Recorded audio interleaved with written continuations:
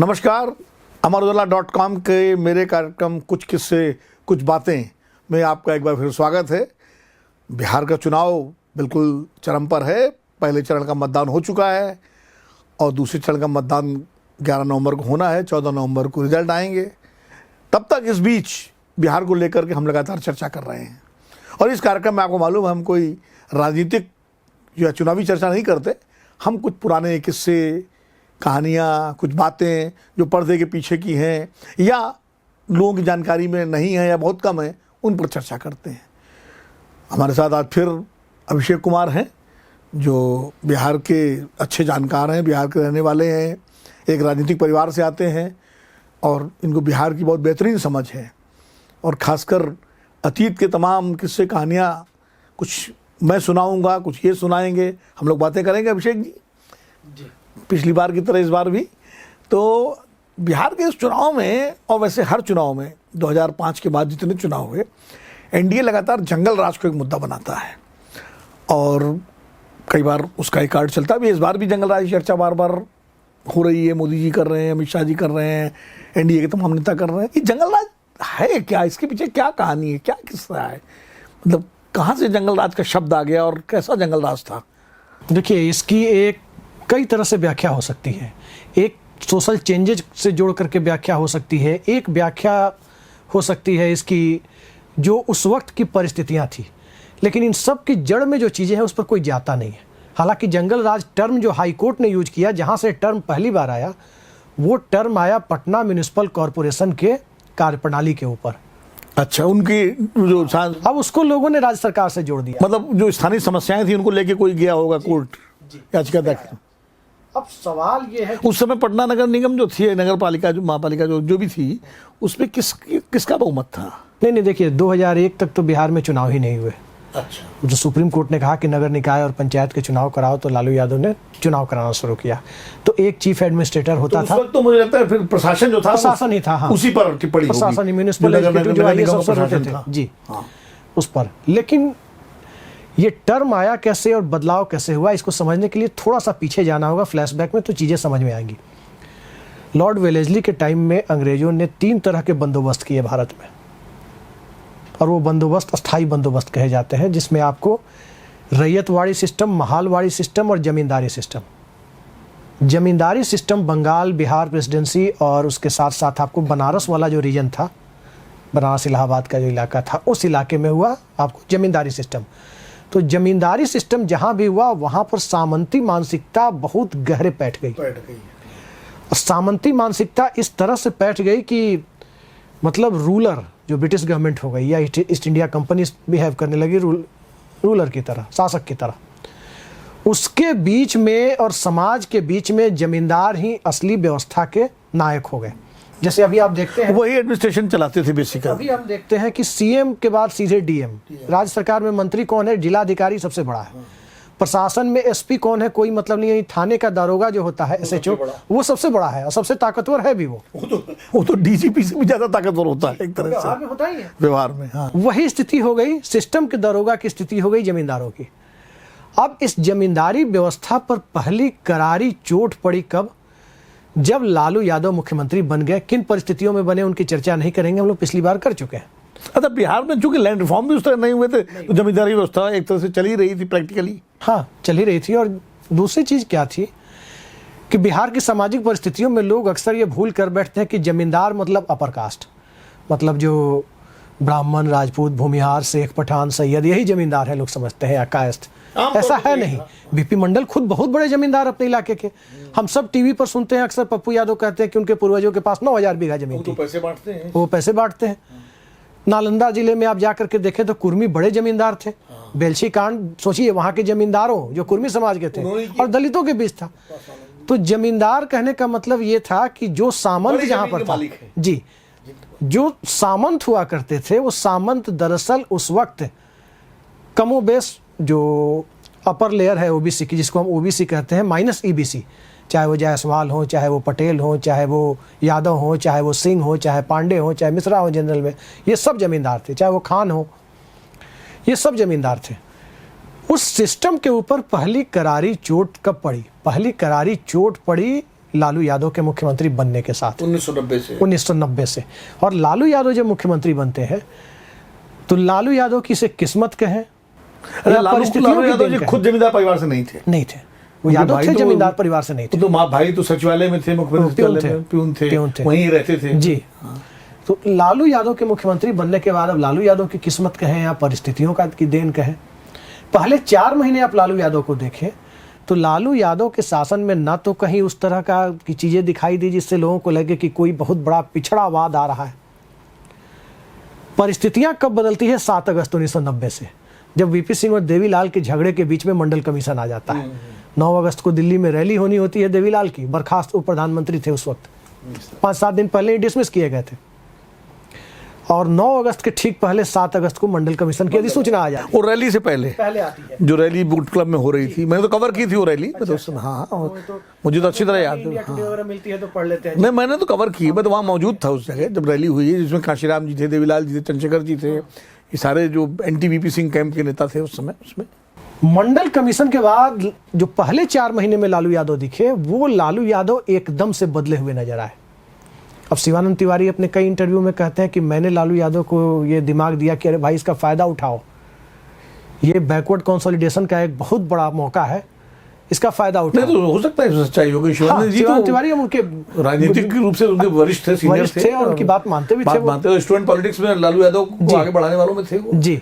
और शिवानंद जी तो स्वयं रामानंद तिवारी जी के बेटे थे, समाजवादी आंदोलन से और तो लालू यादव का एक वो चेहरा देखा, वो चेहरा मुलायम सिंह यादव दिखा नहीं पाए। मुलायम सिंह यादव आक्रामक तरीके से मंडल के पक्ष में खड़े नहीं हुए और इसका कारण था मुलायम सिंह यादव मंडल से ज्यादा वो मस्जिद के पक्ष में हो गए। नहीं, बाबरी मस्जिद उसी समय इस वक्त एक बड़ा कारण था, मस्जिद समानांतर आंदोलन चल रहा था ना, तो मंडल और मंदिर एक साथ हुआ, तो वो एकदम से फिर बाबरी मस्जिद बचाने वालों में हो गए।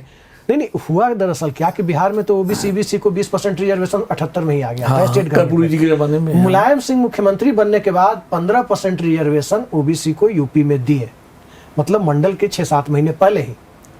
तो मुलायम सिंह के लिए वो उतना बड़ा मुद्दा नहीं था, वो वीपी सिंह से बड़ा पिछड़ा खुद को ही देख रहे थे। वो देख भी रहे थे उसे। मुलायम सिंह वो जो धर्मनिरपेक्षता वाली जो कॉन्स्टिट्यूंसी थी, जो सेकुलर कॉन्स्टिट्यूंसी, उसको कैप्चर करना चाहते थे। दूसरे कैंप में भी थे, वो कांग्रेस के सामने बड़ी चुनौती थी उसमें, और वो चंद्रशेखर कैंप में भी थे। हाँ। तो लालू यादव का जो बदला हुआ स्वरूप कैंप में नहीं थे, वो मंडल कैंप में नहीं थे। वो बदला हुआ स्वरूप जो लालू यादव का सामने आया, उस बदले हुए स्वरूप में लालू यादव बिहार में एक ऐसे सामुदायिक हीरो के रूप में दिखाई दिए जी, ऐसे समुदाय के हीरो के रूप में जो अब तक कहीं ना कहीं वंचना का शिकार था, डिप्राइव्ड सेक्शन जिसको कहते थे। और ये बात सही थी, इसमें कोई दो राय नहीं है कि लालू यादव ने जो वो किया उस वक्त, लोग कहते हैं ना कि स्वर्ग नहीं दिया, स्वर जरूर दिया, स्वर दिया। तो वो काम तो लालू यादव ने किया। लेकिन इसके साथ साथ एक पैरेलल चीजें जो नीचे चल रही थी उस पर किसी ने ध्यान नहीं दिया, जानबूझकर लोग चुप रह जाते। लालू यादव ने अपर कास्ट का अहित ना हो इसका पूरा ख्याल रखा। अच्छा, पूरा ख्याल रखा लालू यादव ने हर तरीके से, क्योंकि लालू यादव को यह बात पता थी कि सियासत में अपर कास्ट का सीधा विरोध करके वो चुनाव नहीं जीत सकते। आप बिहार में जाकर के लोगों से बात करें, चाहे आप शहरों में जाएं या गांव में जाएं, लालू यादव के टाइम के लॉलेसनेस, खराब सड़क और अच्छी खराब बिजली, 3 चीजों का ही लोग जिक्र करेंगे। नीतीश कुमार ने सिर्फ 3 चीजें अलग की है। नहीं, लेकिन कानून व्यवस्था भी तो वही नहीं, लॉलेसनेस यानी खराब कानून व्यवस्था, खराब सड़क और खराब बिजली, 3 ही चीज है जिस पर की। तो इसी पर नीतीश कुमार आए थे, इसी 3 पर आए थे। इस 3 के सिवा कोई चौथा काम नीतीश कुमार ने किया हो मुझे ऐसा दिखाई नहीं। इंडस्ट्रियलाइजेशन कर दिया हो, बहुत शिक्षा का स्तर सुधार दिया हो, शिक्षा का स्तर लालू यादव के टाइम ज्यादा, या स्वास्थ्य का स्तर सुधार दिया हो। मैं एम्पावरमेंट पर एक घटना बताता हूँ आपको, एक किस्सा, क्योंकि अपना कार्यक्रम ही किस्सों और बातों का है। 2015 के चुनाव में मैं घूम रहा था बिहार, तो पटना से करीब 70-80 किलोमीटर दूर एक गांव है उत्तर गंगाजल, आप जानते होंगे। एक उत्तर गंगाजल, एक दक्षिण गंगाजल करके 2 गांव हैं। तो मैं शाम का झुटपुटा था, मैं उस गांव पहुंचा वहां पर, तो वहाँ तमाम लोग बैठे हुए थे, गांव के लोग, ज़्यादातर यादव बिरादरी के लिए लोग थे और कुछ पिछड़े समुदाय के ओबीसी।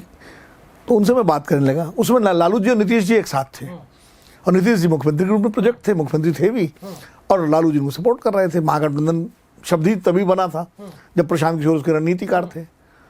तो मैंने ऐसे पूछा, हमने कहा कि आप लोग तो लालू जी के समर्थक हो? बोले हाँ। तो मैंने कहा लेकिन फिर नीतीश जी को मुख्यमंत्री बनाने के लिए क्यों आप लोग लगे हुए? नीतीश जी तो लालू जी के खिलाफ थे अभी तक। तो जो जवाब दिया वहाँ लोगों ने बड़ा दिलचस्प था। एक सज्जन बोले कि ये सड़क देख रहे हैं ना आप? मैंने कहा हाँ। बोले इस गांव में सड़क नहीं थी लालू जी के समय, ये सड़क नीतीश जी ने दी है। तो हमने फिर लालू जी ने क्या दिया? बोले लालू जी ने लठ दिया। बोले लालू जी ने हमारे हाथ में लठ दिया यानी एम्पावरमेंट, और नीतीश जी ने सड़क दी यानी एम्पावरमेंट प्लस डेवलपमेंट। इसलिए हम नीतीश जी और नीतीश जी और लालू जी साथ हैं, इसलिए हम महागठबंधन के साथ हैं। तो जो आप कह रहे हैं एम्पावरमेंट वाली बात, वो इससे इस किस्से से साबित होती है। तो दरअसल शुरुआत कहाँ से होती है इसमें? मंडल कमीशन पर इंदिरा साहनी का जजमेंट आया 92 में। उसके बाद परिस्थितियां ज़्यादा बदली। 90 से 92 के बीच में क्या था? एक कमंडल उभार था, एक मंडल उभार था। यूपी में कमंडल उभार इसलिए दिख गया क्योंकि मंडलवादी ताकतें दो पार्ट में टूट गई, जनता दल और सपा में। बिहार में वो टूटी नहीं। जनता दल और सपा में भी टूटी और दूसरा बीएसपी का भी उदय हो रहा था। नहीं, सरकार सपा की थी 91 के चुनाव में, मुलायम सिंह जी की थी। लेकिन वही दौर था जब बीएसपी का भी उदय हो रहा था जी जमीन पर, और तमाम अति पिछड़ों को काशीराम जी अपने साथ जोड़ रहे थे। बिहार में इन सारे फैक्टर लालू यादव के साथ थे बिहार में। तो 91 तक वो उन फैक्टर से लोकसभा में बड़ी जीत नहीं मिली। दो पैरेलल चीजें होती है, एक इंदिरा साहनी वाला जजमेंट जिसके बाद 20% का रिजर्वेशन जो कर्पूरी ठाकुर ने बिहार में दिया था वो बढ़ के 27% बिहार में भी होता है। 16 और 11 हुआ, जो अभी 30% है झारखंड बंटने के बाद, 18 और 12 वो 27% होता है। और आपको याद होगा, मतलब शायद वर्ल्ड कप का फाइनल था जो इमरान खान जीते थे, उसके 2 या 3 दिन बाद या शायद उसी दिन, ठीक से मुझे, चूँकि हम लोग की मेमोरी के पहले की बात है, लोग पुराने लोग जो बताते हैं सुनते हैं, आप आर्काइव्स में जो मिलता है, एक विधायक की हत्या हो गई, हेमंत शाही, एलपी शाही के बेटे। एलपी शाही के बेटे थे, हत्या हुई थी। एलपी शाही के बेटे की हत्या ने बिहार में अपर कास्ट और मतलब लालू यादव जो सामंजस्य बना के चल रहे थे कि जुबान से तो पिछड़ों के हित की बात करो, लेकिन व्यवहार में अपर कास्ट के हाथ में एक तरह से सत्ता की लगाम ही दे के रखो। यही लालू यादव की राजनीति थी, सत्ता की पूरी लगाम अपर कास्ट के हाथ में। 90 से 92 के बीच उनके secretary upper caste, chief secretary upper caste के थे, सारे टॉप के जो मिनिस्टर थे ना, आप देखिए जगदानंद सिंह तो कैबिनेट में 15 साल नंबर 2 वही रहे। रघुनाथ झा थे, रघुवंश प्रसाद सिंह आ गए। उसके बाद आप और लोगों को देख लीजिए, आप रामजीवन सिंह थे बेगूसराय वाले कृषि मंत्री, कई सारे लोग थे, ऐसे लोग भरे पड़े थे। सुधा श्रीवास्तव थी जेपी की भांजी, वो शायद राज्य नागरिक परिषद के उपाध्यक्ष थे। शिवानंद जी चुनाव हार गए थे 90 में, तो लेकिन लालू यादव ने उनको वो दर्जा दे के रखा था। खैर, मतलब दबदबा इन्हीं लोगों का था। हेमंत शाही की हत्या और उसके बाद नरसिम्हा राव सरकार बर्खास्त करने की सोचने लगे बिहार में जी। वहां से वो ब्रिज टूटता है, जैसे मुलायम सिंह यादव ने अपर कास्ट के साथ एक ब्रिज बना के रखा, बिहार में वो ब्रिज टूटा हेमंत शाही की हत्या से। वो ब्रिज वहां से जब टूटता है, और कई पुराने लोग मिलते हैं, कुछ प्रोफेसर हैं, कुछ समाजशास्त्री हैं, तो वो सारी चीज़ें बताते हैं कि एक फिल्म आई थी साजन, उसी दौर में 91-92 के दौर में आई थी। इसका एक गाना बड़ा पॉपुलर था, देखा है पहली बार जी जी जी। तो आप पटना जिले में जो मोकामा, जो अनंत सिंह का इलाका है, उधर जाएंगे तो जो भूमिहार समाज के लोग हैं उनको लोग भूमिहार नहीं बोलते हैं, बाभन शब्द का इस्तेमाल करते हैं भूमिहारों के लिए। मतलब ब्राह्मण मतलब पंडित जी मतलब ब्राह्मण, और बाभन मतलब भूमिहार। तो हंसी मजाक में जिस तरह से लोग गानों को तोड़ मरोड़ के पेश करते हैं ना, उसमें उस वक्त लोग कहने लगे हंस चौक चौराहे पर, यहाँ तक कि कॉलेज में प्रोफेसर सब भी आपस में बातचीत में इस टर्म का इस्तेमाल करने लगे। एक पिछड़े वर्ग के प्रोफेसर ने मुझे कुछ दिनों पहले बताया कि वो पटना यूनिवर्सिटी में थे, तो वहाँ जो मतलब अपर कास्ट के प्रोफेसर थे वो इस ढंग से कहते थे कि देखा है पहली बार बाभन से आगे गुवार। अच्छा, मतलब ब्राह्मण भूमिहार से आगे यादव, गुवार मतलब यादव कहते हैं जी जी। तो इस तरह की चीज़ें सामाजिक विमर्श को किस तरह से बदलती है उस वक्त लोगों ने नहीं सोचा, क्योंकि एक तो लालू यादव का मुख्यमंत्री बनना, दूसरा लालू यादव का जो थिएट्रिकल अंदाज है, शुरुआत के दौर में तो लालू जी गरीबों के नेता थे, चरवाहा विद्यालय। हाँ, तो लालू प्रसाद थे ना, लालू यादव नहीं थे। हाँ, लालू प्रसाद थे। चरवाहा विद्यालय, बच्चों के जाके बाल बनाना, वो करवाना, विशेप करवाना, तो ये सब गरीबों और पिछड़ों और वंचितों की था। बाद में वो लालू 1995 के चुनाव के बाद जब वो बहुत थम्पिंग मेजॉरिटी से जीते, टी एन सेशन के खिलाफ बिल्कुल खड़े हो गए थे, और आप याद कीजिए टी एन सेशन और लालू यादव का झगड़ा था, और उसके बाद वो लालू यादव हो गए, और जो बिहार का जो राज था वो जंगल राज की तरफ बढ़ गया। ये इस तरह के किस्से सुनने में आते हैं कि साहब अपराध होता था तो मुख्यमंत्री आवास में बैठ के फैसले होते थे। किसी डॉक्टर की कार चोरी हो गई तो वो मुख्यमंत्री सिफारिश करने पहुंचे तो पता लगा वो अपराधी वहीं बैठा हुआ था। इस तरह की तमाम घटनाएं, किस्से, कहानियां सच हैं कि झूठ है पता नहीं, लेकिन इस तरह बहुत चलते हैं। एक्चुअली क्या था, जो मैंने कहा ना कि एक फिल्मी गानों को लोग हंसी मजाक में कैसे बोल रहे थे, एक पिछड़े वक्त से आने वाले प्रोफेसर ने मुझे बताया कि इस तरह की चीज़ें लोग आपस में करते थे तो उन लोगों को बुरा लगता था कि ये क्या कह रहे हैं। दरअसल एक सामाजिक संघर्ष तो मंडल के बाद खड़ा हो ही गया। उस सामाजिक संघर्ष में लालू यादव का भदेसपना, अब देखिए सत्ता में ऊपर लालू यादव किसके साथ ज़्यादा उठ बैठ रहे हैं वो पटना में लोगों को दिख रहा है, सत्ता के गलियारों और ब्यूरोक्रेसी में दिख रहा है, समाज में नीचे नहीं दिख रहा है। समाज में आप नीचे देखें तो लोगों को यही दिख रहा है कि अरे एक तो यादव, दूसरा ये इस तरह के थिएट्रिक्स करता है, क्योंकि पहले लोगों ने देखा था कि मुख्यमंत्री कैसे होते हैं, नेता कैसे होते थे, सभ्य संभ्रांत लोग, चाहे वो सत्येंद्र नारायण सिंह हो या जगन्नाथ मिश्रा हो या रामलखन सिंह यादव हो, जी, या रामलखन सिंह यादव हो, जगजीवन राम हो, लोग देखते थे कि नेता चाहे किसी जाति धर्म को इसी तरह से होते हैं। ये भदेसपना नहीं था, भदेसपना नहीं था एक तरह का, एक कम से कम सार्वजनिक रूप से नहीं था, सार्वजनिक रूप से नहीं था। मतलब जो नरेंद्र मोदी को मैं इसलिए कहता हूं कि लालू यादव का राष्ट्रीय संस्करण है। चलिए उस पर हम अलग से बात करेंगे अभी तो जी नहीं, लेकिन ये जो घटनाएं मैं बता रहा हूँ, जो घटनाएं हैं कि नहीं ये सच्ची नहीं, तो आगे मैं उसी में ऐड कर रहा था, हुई है ना, हुई है जंगल राज में इस तरह की। जंगल राज कथित तो जंगल हम राज आएंगे कहाँ से। ये हेमंत साई के बाद दूसरी बड़ी चीज, हेमंत साई उम्मीदवार थे जी, एलपी साई के बेटे थे। अच्छा, हाँ। जो राजीव गांधी सरकार में जी मंत्री थे। तो उसके बाद वैशाली का उपचुनाव आया, वहाँ के एमपी बुजुर्ग थे, उनका देहांत हो गया, तो लवली आनंद चुनाव जीती, निर्दलीय, आनंद मोहन की पत्नी, और किशोरी सिन्हा को हराया उन्होंने। वहां पर सारे अपर कास्ट यूनाइट हो गए। किशोरी सिन्हा जी इनकी निखिल कुमार की माता, छोटे साहब जी, वो लालू यादव कैंडिडेट थी जनता दल की, शक्कर छाप। वैशाली उपचुनाव ने ये अगड़ा बनाम पिछड़ा की लाइन को मजबूत किया, और आनंद मोहन की पार्टी में ऐसा नहीं था कि कोई शरीफ सभ्य अपर कास्ट के लोग जुट रहे हो। आप बिहार के जितने अपर कास्ट बाहुबलियों को जानते हो, 90% आनंद मोहन की पार्टी में थे। अच्छा। और लगा कि ये बाहुबल के बूते बिहार बदलने आए। उसने पिछड़े वर्गों के बीच एक मैसेज दिया कि हमें लालू यादव के पक्ष में, जो अब तक वो बैलेट पेपर के साथ चुनाव में खड़े दिख रहे थे, अब उनको सामाजिक स्तर पर भी खड़ा होना होगा। और सामाजिक स्तर पर जब वो खड़े होने लगे तो लॉलेसनेस की परिस्थितियां जो लालू यादव के एक लापरवाह अप्रोच की वजह से हल्की हल्की पहले दिखाई दे रही थी, वो और ज्यादा विभत्स रूप में 94 के बाद दिखने लगी। वो खुल करके दिखने लगी, क्योंकि सामाजिक संघर्ष गांव-गांव में बन गया। सामाजिक संघर्ष जो गांव-गांव में बना, फिर कहाँ रह गया समाजवाद, कहाँ रह गया साम्यवाद, कहाँ रह गया लिबरल अप्रोच, कहाँ रह गई सामाजिक संरचना, कहाँ रह गया लोकतंत्र, बस कहाँ रह गए कानून व्यवस्था, विमर्श का दायरा ही बदल गया। अच्छा, ये जो नरसंहार हुए, लक्ष्मणपुर बाथे और ये सब, ये उसी दौर में हुए, तो इसको पहले भी होते थे? बिंदेश्वरी दुबे के टाइम में ही नरसंहार हुए थे। अरवल कांड हुआ था, उसके बाद दलेल चक बघौरा तभी हुआ था, कई सारे कांड हुए थे। बेलची दौर पहले हुआ जी।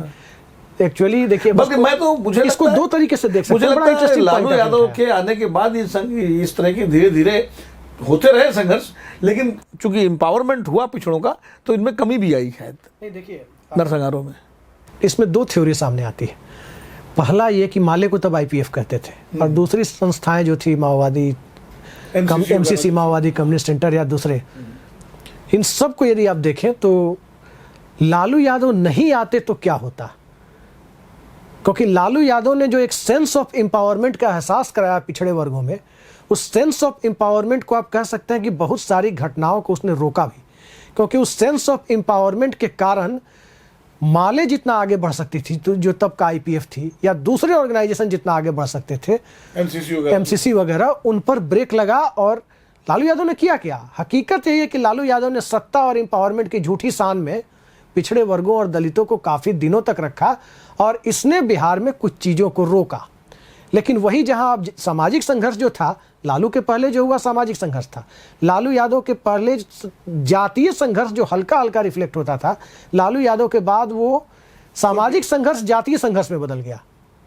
अच्छा, वो तब रणवीर सेना आ गई, रणवीर सेना आ गई, बब्बर सेना आ गई, हाँ, बहुत सारी सेनाएं आ गई। लोरिक सेना ही नहीं, बल्कि कई और सेनाएं जो पिछड़े वर्गों की भी खड़ी हो गई। हाँ, तमाम सारी जातीय सेना है। लेकिन एक चीज है, चूंकि कार्यक्रम का समय पूरा होने का वक्त आ गया है, मुझे लगता है कि ये जंगल राज की जो अवधारणा जो अपराध को लेकर रही, लालू यादव के समय कानून व्यवस्था में निश्चित रूप से इस तरह की घटनाएं हुई जिनको हम लोग सुनते हैं। उत्तर प्रदेश में भी मुलायम सिंह जी की सरकार पर हमेशा आरोप लगता रहा कानून व्यवस्था को लेकर के, लेकिन कम से कम इस तरह के किस्से नहीं सामने आए कि मुख्यमंत्री आवास में बैठ करके कोई फैसला हो रहा हो, या जिस अपराधी के खिलाफ लोग शिकायत करने गए मुख्यमंत्री से वो मुख्यमंत्री आवास में बैठा हो। ऐसी चीज़ें सामने नहीं है ना, ऐसे कोई लालू जी के समय इस तरह की बातें हुई जैसा कि बिहार के तमाम लोग बताते हैं।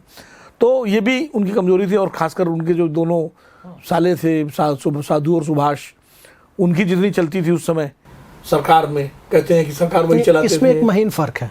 देखिए है क्या कि लालू यादव जब जेल जा रहे थे उस परिस्थिति में उन्होंने राबड़ी देवी को मुख्यमंत्री बनाया, और ये सब कहानियां जो जन्म लेती हैं ये 97 के बाद की है। 97 के पहले अगर इक्का दुक्का कोई हुआ हो तो मुझे नहीं मालूम। हाँ, जब लालू यादव जेल जा रहे थे, राबड़ी देवी को सत्ता सौंप रहे थे, आप उस वक्त के जनता दल के किसी भी आदमी से पूछेंगे, किसी भी लीडर से, वो बता देंगे 2 लोगों को असाइन किया था कि राबड़ी देवी तो मुख्यमंत्री हैं तो डमी है, हाँ घरेलू महिला है, तो उनको तो कुछ प्रशासन।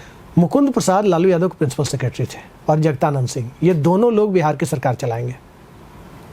ये एक सेटअप बना करके गए, लेकिन सीएम कार्यालय की जगह सीएम हाउस जो इंपॉर्टेंट हुआ राबड़ी देवी के कार्यकाल में, साधु यादव और सुभाष यादव। अब वहां क्या था कि अब जगदानंद सिंह सभ्यशालीन आदमी है, जहां तक वो लड़ सकते थे इस परिस्थितियों से लड़े, और दिक्कत यह है कि वो आगे कुछ कर नहीं सकते थे, क्योंकि परिवार के भीतर जब मामला और साले तक मामला, ससुराल तक मामला चला जाता है, तो घरेलू मामले में कोई बाहर का आदमी पार्टी से होते हुए भी कैसे करेगा? मुकुंद प्रसाद कहाँ तक करेंगे? परिस्थितियां वहां से बिगड़ी, परिस्थितियां वहां से बिगड़ी। नहीं, देखिए 2-3 चीजें बिहार में लोग अभी भी कहते हैं। लालू यादव भ्रष्टाचार के मामले में सजा याफ्ता हुए, लेकिन लालू यादव के आसपास के जो ब्यूरोक्रेट थे, आप किसी से पूछेंगे जो भी टॉप पर थे, चीफ सेक्रेटरी हो या उनके प्रिंसिपल सेक्रेटरी हो, लोग कहते हैं बड़े ईमानदार किस्म के लोग थे, ज्यादातर लोग। नीतीश कुमार व्यक्तिगत रूप से जितने ईमानदार हो, लेकिन नीतीश कुमार के आसपास की ब्यूरोक्रेसी के बारे में आप किसी से पूछ ले, एक आदमी आपको पॉजिटिव या सकारात्मक चर्चा करता हुआ नहीं मिलेगा। बिहार के जिन माफिया नेताओं, अपराधी छवि वाले नेताओं, जिनके ऊपर कहा जाता है कि जंगल राज के दौरान उनका बड़ा बोलबाला था, और वो तो आरजेडी के अलावा दूसरे दलों में भी रहे, बीजेपी में भी रहे, नीतीश कुमार की पार्टी में भी रहे, आनंद सिंह तो नीतीश कुमार की पार्टी से लड़ रहे। तो फिर लालू राज, जंगल राज तो हो गया। ये उसके बाद का जो शासन है उसमें आनंद मोहन भी हैं, उसमें मुन्ना शुक्ला के भी हैं, राजन तिवारी भी लोग हैं, उसमें आनंद सिंह भी हैं, शहाबुद्दीन भी हैं, अलग अलग दलों में। वो जंगल राज क्यों नहीं हुआ? देखिए, पहली चीज़ ये कि अगर लालू यादव का राज वाकई जो लोग कहते हैं जंगल राज है, तब तो सिवान को मंगल राज मानना चाहिए, जो शहाबुद्दीन का इलाका था। वहाँ की कोई बड़ी घटना, आप एक जो जेएनयू वाले एक्स प्रेसिडेंट थे चंद्रशेखर प्रसाद, उस घटना को छोड़ दें तो लालू यादव के टेन्योर में, देखिए तेजाब कांड भी लालू यादव के बाद का है, तो चर्चा होती है। सिवान में आम आदमी को कोई दिक्कत किसी ने बताई हो, ठीक है, हम तो शहाबुद्दीन का बचाव नहीं कर रहे हैं पहली बात, लेकिन ज़्यादातर माफिया आप देखें तो अपर कास्ट थे। अब जैसे सूरज भान सिंह हैं, जिन पे बड़े आरोप रहे, अब वो रामविलास पासवान की पार्टी से भी एमएलए रहे, और अभी भी उसमें हैं, अभी शायद राजद में, मतलब तो ये सारे नेता जिनके आपराधिक छवि रही है, वो सब पार्टियों में इधर से उधर होते रहे। वो राजद के साथ भी रहे, बीजेपी के साथ भी रहे, नीतीश कुमार के साथ भी रहे। पिछड़े वर्ग के तो बहुत कम माफियाओं का नाम आप जानेंगे। देखिए, साधु यादव माफिया नहीं थे, पहली बात। सुभाष यादव माफिया नहीं थे, लेकिन होता क्या है कि अचानक सत्ता जब सामने आ जाती है ना, और सत्ता, अब चूंकि वो नेचुरल लीडर भी नहीं थे, साधु यादव और सुभाष यादव कोई पॉलिटिकल लोग भी नहीं थे, तो परिवार, लेकिन जब सत्ता आ गई, शैक्षणिक मैंने एकेडमिकली बहुत ज्यादा पढ़े लिखे भी नहीं थे, और सत्ता आती है तो सत्ता का नशा कि हम कुछ भी कर सकते हैं, अब हमारे पास सत्ता है, अब हमें कौन रोक लेगा, इस मानसिकता में सत्ता बहुतों को बाहुबली बना देती है। ये आपने अच्छा बताया कि ज्यादातर जो हम लोग नाम जानते हैं बिहार के बाहुबलियों का, वो अधिकतर तो अपर कास्ट ही हैं जी। पप्पू यादव को जरूर आप कह सकते हैं, वो भी बाहुबली के रूप में जाने जाते थे लंबे समय तक, तो वो उनके साथ यादव लगा हुआ था।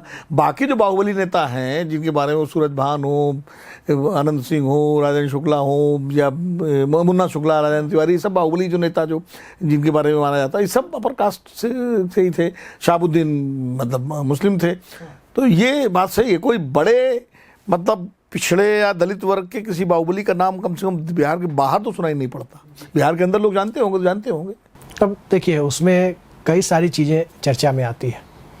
अब जैसे बरमेश्वर मुखिया को लेकर के लोग कहते हैं, हाँ, वो उसके रणवीर सेना बरमेश्वर मुखिया पर लालू यादव के टाइम में कोई कार्रवाई हुई?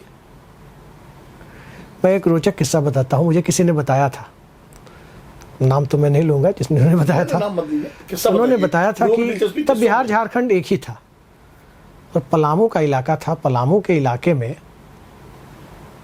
परमेश्वर मुखिया को स्थानीय थाने ने पकड़ लिया। पलामू लातेहार वही इलाका था झारखंड का, जो वो तो लगा हुआ है। हाँ, मतलब तो बिहारी था ना, तब तो बिहारी था। तो उसके बाद वो लोग जश्न मनाने की तैयारी में थे, बड़ा प्रेस कॉन्फ्रेंस वगैरह करते कि हमने पकड़ लिया। तो सरकार आरजेडी की थी, सरकार आरजेडी की थी या जनता दल की, जिसकी भी रही हो, मतलब लालू यादव की थी। तो उस सरकार में पटना से अचानक फोन, कहा जाता है कि बरमेश्वर मुखिया ने कहा कि आप अपने सीएम साहब से तो बात कर लीजिए, तो तैयार नहीं, तब तक पटना से फ़ोन ही आ गया। और पटना से फ़ोन आया तो कहा गया, का जी एसपी साहब, अपने बदनाम होइएगा, हमें भी बदनाम कराइएगा।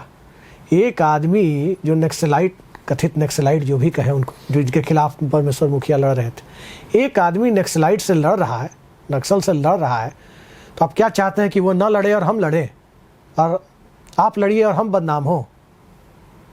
छोड़िए उनको, क्यों पकड़ लिया है?